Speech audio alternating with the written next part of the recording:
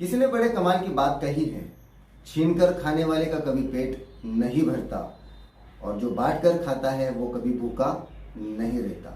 Hi guys, मेरा नाम है अजीम और मैं आप सभी के लिए एक छोटी सी कहानी लेकर आया हूँ। एक ऐसी कहानी कि जो आप सुनने के बाद भी बोलेंगे वाह, वाकई में बढ़िया कहानी है। चलो जानते हैं। एक बहुत पुराने जमाने की बात है जब बंदर बड़े पैमाने पे राज किया करते थे। उस जंगल में बंदर का राज हुआ करता था। तब उनका एक राजा हुआ करता था जो बड़ा ही बलशाली और दिखने में भी बड़ा ही विशाल नजर आता।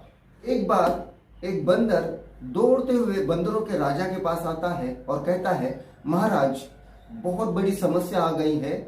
एक अपने जंगल के किनारे पे जो झरना है वहां पर आम का जो बगीचा है उस किनारे पे इंसानों ने बस्ती बसाई है और वो इंसान कभी भी हम पर हमला कर सकते हैं। तभी बंदरों का जो राजा है उन सभी बंदरों को इकट्ठा करता है और उनको आदेश देता है कि जल्दी जाना और जाकर वो जो आम का बगीचा है वहां से सारे आम तोड़ के लाना, एक भी आम बचना नहीं चाहिए। तो सभी बंदर दौड़ते हुए जाते हैं और उस आम के बगीचे के सारे आम तोड़ कर ले आते हैं। गलती से एक पत्तों के पीछे एक आम रह जाता है और कुछ दिन के बाद वो जो आम है वो पक कर नीचे झरने में गिर जाता है और वो बहते हुए नदी से आगे बढ़ना शुरू हो जाता है। तभी राजा अपने सैनिकों के साथ में उस नदी में स्नान करने के लिए जाता है। तब देखता है कि एक फल बहते हुए उसके पास आ रहा है। तभी राजा अपने सैनिक को कहता है, वो क्या है? तो सैनिक कहते हैं, राजा जी, उस फल को आम कहते हैं और बड़ा ही खाने के लिए बड़ा ही स्वादिष्ट है। तो तभी राजा कहता है, अच्छा, एक काम करना, उसको काट कर लाना। तो सैनिक फल काट कर लाते हैं। तो राजा कहता है, एक काम कीजिए, आप जितने भी हैं उसमें से एक एक हिस्सा खा लीजिए। तो देखता है कि सभी सैनिक मजे से खा रहे और उन्हें कुछ नहीं हुआ। तभी राजा कहता है कि चलो वो आम मुझे दे दो। तो आम वो चखता है। चखने के बाद जिंदगी में पहली बार उस राजा ने उस फल का मजा लिया था। तो तभी राजा सैनिकों से कहता है कि इसका जो स्वाद है बड़ा ही मीठा है और रसीला है, एक काम करो, मुझे और फल चाहिए। तभी सैनिक कहते हैं, राजा जी, इस फल का जो बगीचा है वो वहां पर बंदरों का राज है और बड़े सारे बंदर हैं, हम वहां से नहीं ला सकते। तभी राजा गुस्से में आकर कहता है, काम करो, तुम जाओ और सभी बंदरों को मार दो। सेना की टुकड़ी तैयार होती है और उस तरफ निकल पड़ती है। तभी एक बंदर देखता है कि इंसान हमारे ऊपर मारने के लिए आ रहे हैं। तो दौड़ते हुए राजा के पास जाता है और कहता है, महाराज, इंसान हमें मारने के लिए आ रहे हैं, क्या किया जाए? तब बंदरों का राजा कहता है, मुझे पता था कि ये पल आएगा जरूर। तो हम एक काम करते हैं कि सभी बंदरों से कहो कि यहाँ से हमको निकलना है, इस खाई से गुजरते हुए दूसरे जंगल में चले जाएंगे, वहां हम सुरक्षित हो जाएंगे। तो बंदरों का राजा उस खाई के बीच में दोनों तरफ हाथ रखकर पकड़कर सभी बंदरों से कहता है कि एक काम करो, मेरे ऊपर से गुजर जाओ और उस तरफ निकल जाओ। कई सारे बंदर फिर उसके कंधे से होकर उस खाई के पार निकलने लगते हैं। उसमें से एक ऐसा बंदर होता है कि जो बंदरों के राजा से बड़ा ही जलता है, उसके अंदर बहुत जलेसी होती है उस राजा के लिए। तो वो बंदर एक नोकदार लकड़ी लेता है और चलते चलते उसके सीने में मार देता है।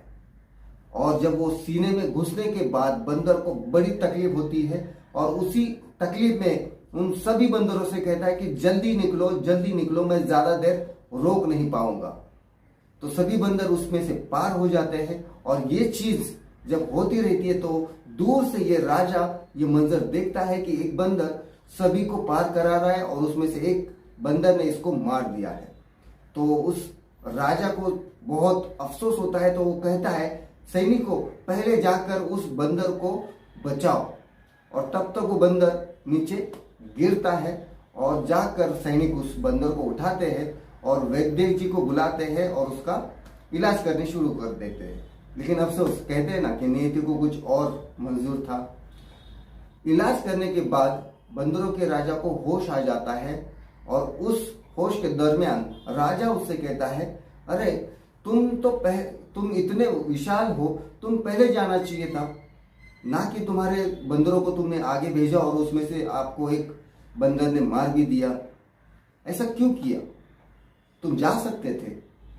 तभी बंदरों का राजा कहता है कि मैं उन सभी बंदरों का राजा हूं, वो मेरी प्रजा है। मेरा ये कर्तव्य है कि मेरा जो परिवार है, मैं उनकी पहली सुरक्षा करूं, फिर उसके बाद मेरी।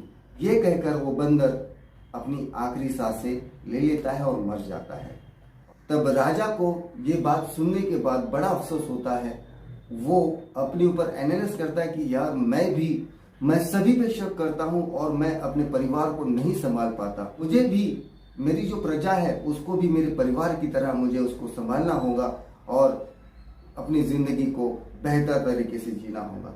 आई होप ये जो स्टोरी है बड़ी ही छोटी है और डिफरेंट है। आप सोचोगे कि इसमें क्या था, तो मेरे भाई हम भी उस बंदर के राजा की तरह है। हमारे लिए हमारा जो परिवार है, हम उसके राजा है। हम जो भी डिसीजन लेते हैं, जो भी कार्य करते हैं, अगर वो गलत हुआ तो उसका असर हमारे परिवार पे होता है और वो सही हुआ तो हमारे परिवार ही खुश होने वाला है। तो सोचिए कि जो भी हम कार्य करें सोच समझ के कीजिए, क्योंकि जो भी हम करेंगे उसका असर हमारे परिवार पे होने वाला है। क्योंकि जिंदगी में सिर्फ हम अकेले नहीं हैं, हमारे लिए भी हमारा परिवार है।